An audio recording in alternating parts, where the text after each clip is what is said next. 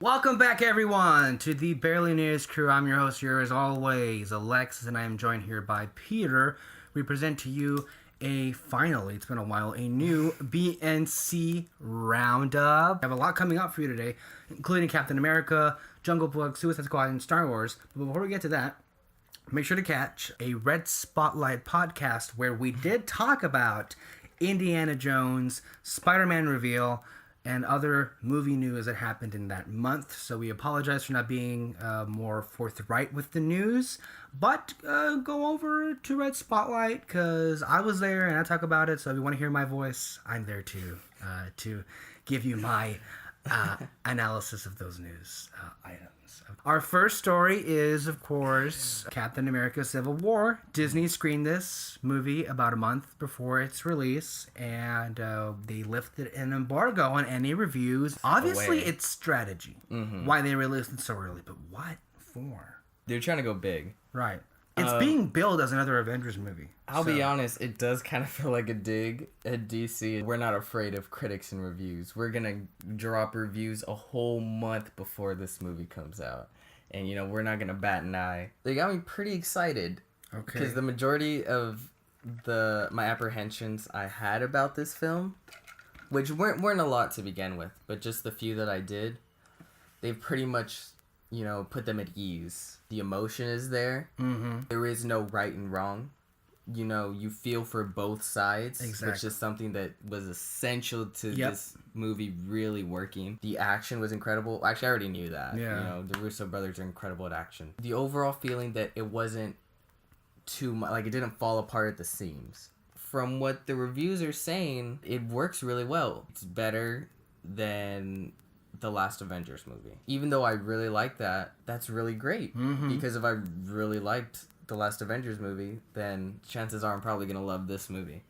So it's really comforting hearing these reviews. Or not really reviews, first tweets. And I think it really bodes well for this movie. I think it's going to make a lot of money. Let the record show that I had no such apprehension about this movie at all. I trust Marvel, mm-hmm. and it's been a while since they've disappointed me.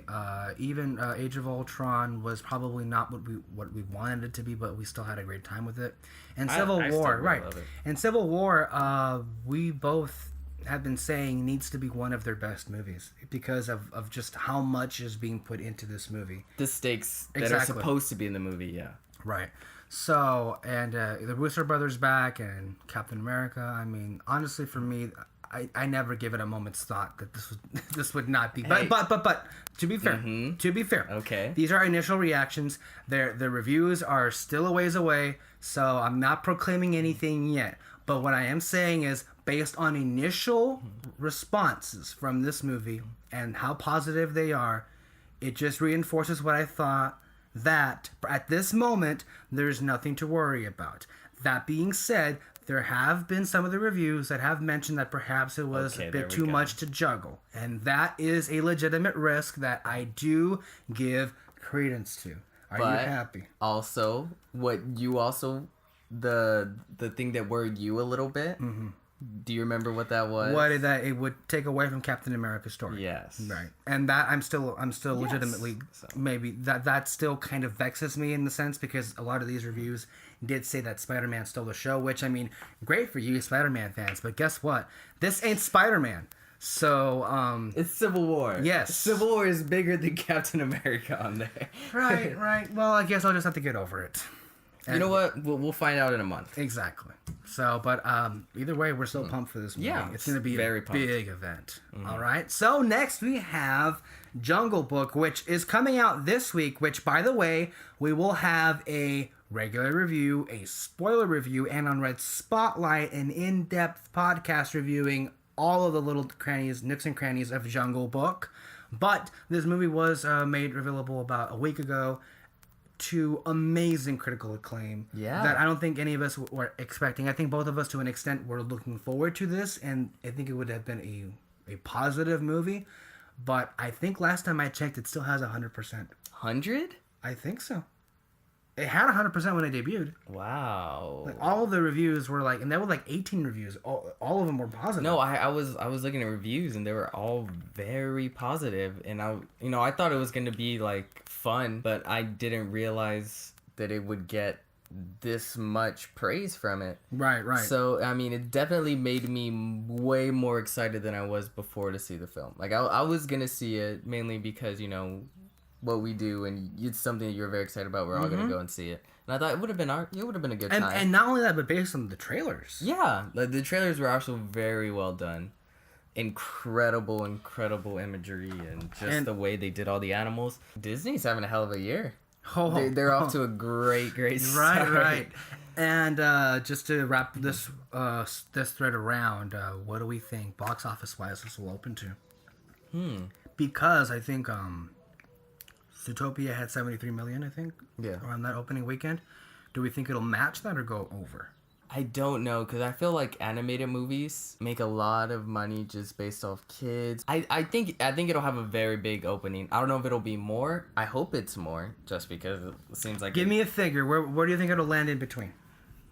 I can't tell you. I really can't. Because I already know if I'm wrong, you're going to throw it in my face. Like, I don't throw... Excuse me. I do not throw things in people's faces. It's the other way around. Okay. Just for your information, that's the way it's always like. I think it will make anywhere between 70 to 100 million.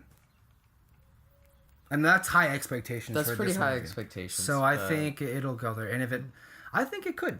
I really do. I mean, if it's as good as the reviews are saying, then I hope it does. You know, it should. Good movies, you always hope good movies get good money. Absolutely. Well, our next topic is the wildly reported reshoots, pricey reshoots for Suicide Squad that are being done by Warner Brother executives in response that is highly believed to be for the not so overwhelmingly positive returns of Batman v Superman, both financially and critically. So, taking that with a grain of salt. Yeah. They're citing moments of levity that were lacking in that movie and bringing it over to Suicide Squad. Even though, based on the trailers, it doesn't seem like they need any more of those. So, are they overcompensating? Are they legitimately worried? Is there something in that movie that we're not, sure of yet, or that they're not sure of? I think we're sure that we're excited based on the trailers, but what is making them doubt themselves? I feel there's so many big budget movies. I think, but almost the timing of every this, look here. Avengers 2 had many reshoots. Yeah. That's a perfect example of how reshoots end up being nothing in the end. But the timing of this seems highly suspect. I don't think it is. No? Is it over-exaggerating? Because it said that they're worried about the moments of levity, that there's no more humor, but then what we're seeing here is there is humor, there are moments, so what exactly is the problem here? I feel this was already planned to go back and do some reshoots. Okay. The tone, the director, David Ayer, and the story he wanted is the same. I don't think Batman v Superman changed that whatsoever. But I will say that I think the movies going forward, such as The Flash and Aquaman, and probably even the first Justice League, those have been affected by Batman v Superman. And I think, as before... Zack Snyder's still there. Yeah. Until he's gone, I don't see how that affects anything. Because WB and the execs and the producers, they're going to be like, hey, we didn't make the money we wanted last time, so we're going to be more hands-on, and we're going to say, you got to do this, you got to do that. But they should have been more hands-on from the beginning. Well, I mean, it's like, what the hell do they think they're doing? I mean, what do they think a cinematic universe is? Oh, well, just give it to certain directors and let them do all the work? I mean, people, think. I mean, Marvel didn't get anywhere just by just half-assing all of their movies. You gotta have a plan. I mean, I'm being serious. This kind of gets me pissed off. I mean, if they just had a whole hands-off approach, what the hell were they thinking? But I do like that they let a director have their vision. And they let them make the movie they wanted to make. Right. Even though that didn't really... It wasn't the right director and the right vision that he had. Obviously, for some people it's perfect, but for me and for a lot of people it wasn't. Right. And maybe that would work if they had better directors. I mean, I'm just saying. They're getting really good directors for a lot Not of these named spin-off Zack films. Snyder, maybe I'll just say that. I still think Zack Snyder's a good director. I just think it was a bad vision that he had for these films. And for those of you who want to see our reaction to the new Suicide Squad trailer, we just filmed a live reaction, which will be up on the BNC by the time this is uploaded. So go ahead and catch that trailer review. Up next, a very interesting poster, which was made available for the upcoming Kingsman 2, the Golden Circle. Is that what it is? Or the Golden... Is that what it's called? Or something. I don't know. That's cool. And the poster was basically had...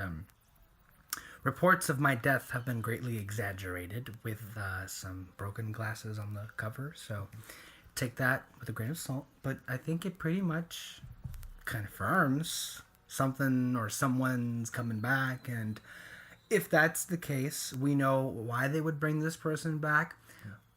And I think You're talking about Samuel Jackson. I'm talking about Colin Firth. What do we feel about this? I loved the first movie. Mm-hmm. Actually, it was a great time at the movies. It was. And I'm pumped there's a sequel. And if they bring Colin Firth back, I think that's a really smart idea. Because he was, for me, aside from Samuel L. Jackson, the highlight of the film. Really? Yeah, I really I don't know loved him in about that you, but I film. thought Taron was the highlight of that movie. He was okay.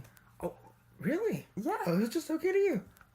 He's definitely has a very charismatic, likable Right. charisma to I thought him. he carried that movie, honestly. Really? Yes. Well, I guess that's just another area where we saw things differently, but I think we both agree that Colin Firth was great in the movie. Yeah. So I thought he was incredible. And bringing him back is really the smart play here. Yeah. So. I think it's a great idea. I think it's going to be a great, fun movie. I mean. Great. And on the other scope of things, Ewan McGregor, obviously, who is well known for playing Obi-Wan Kenobi in the Star Wars prequels, has been giving many interviews where he has been, quote-unquote, saying, I'm not at liberty to say, but Obi-Wan movie this, and Obi-Wan movie that, and I want a trilogy, and He wants look at that me. money. I think we all know, even though it hasn't been officially confirmed yet, that an Obi-Wan movie is coming, for sure. God, yes. And we know that Sam Witwer and even Freddie Prinze Jr. have confirmed that there have been many